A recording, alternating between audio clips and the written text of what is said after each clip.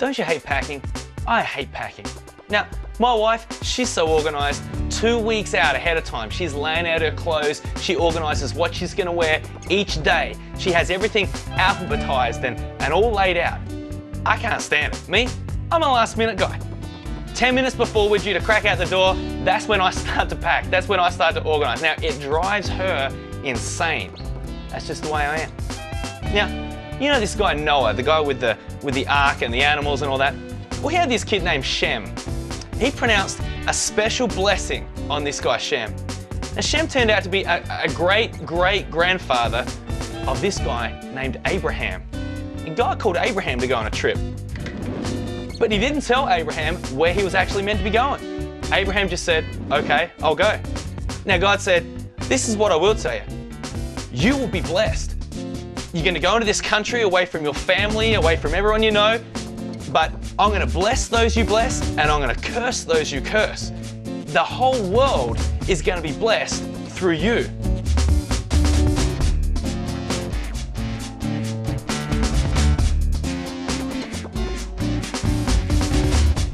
I remember when I left my family in Australia, it was really tough, my family and my friends, to move to the United States. But I had to be obedient. God was calling me to do it. You know, I remember holding my mum and dad and them just sobbing, you know, it was tough, but I just had to respond to God's call in my life, you know. At least I knew where I was going. Abraham, he just had the call from God. He just started packing. Now, one of the things that God had said to Abraham and Sarah was that they were going to have a whole lot of kids. In fact, they were going to have so many it would outnumber the stars in the sky. Now, Abraham and Sarah were very old, but Abraham still believed that what God was saying was true, and God was pleased with his faith. So Abraham trusted God, but his trust had some limitations. God had said to Abraham and Sarah that they were going to have a whole bunch of kids, but they really wondered whether this was actually going to happen, so they thought, we need to take matters into our own hands. They decided to do things themselves. You ever done that before? You know, you wonder whether God really has your best intentions at heart, and so you think, I need to kind of control these things myself. I need to take matters into my own hands. Oh, I need some music.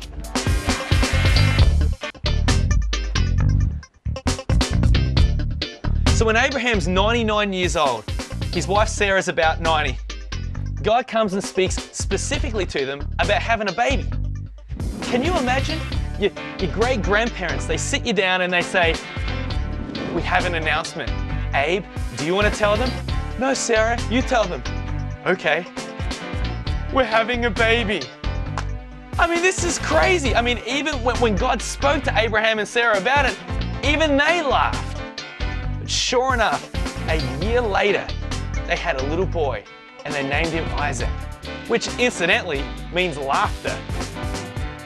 Isaac was Abraham's pride and joy. I mean, he loved this kid. He'd been waiting for him, and he was everything to Abraham.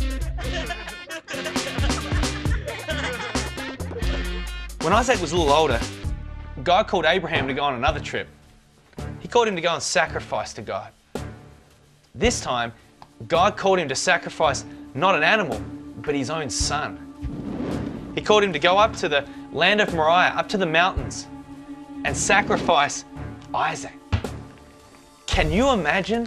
The son that he had waited for so long, his pride and joy, God was calling him to sacrifice him to God. So they set out traveling together. I can just see it. Isaac says to his dad, hey Dad, we've got the wood here for the altar. We've got the matches for the fire, but where's the animal for the sacrifice? And with a quiver in his voice, Abraham looks at his son and says, God will provide it. So they get up to the top. They build the altar. Abraham grabs his son, Isaac, binds his hands and his feet, and he lays him on the altar. And he takes out a knife. And as he holds the knife up, God says, Abraham, stop. Don't lay a hand on your boy. For now I know that you will be obedient in everything. And they looked over and they saw in a bush a ram was caught. And they took the ram and they sacrificed it. You see, God Himself provided the sacrifice. Does that sound familiar?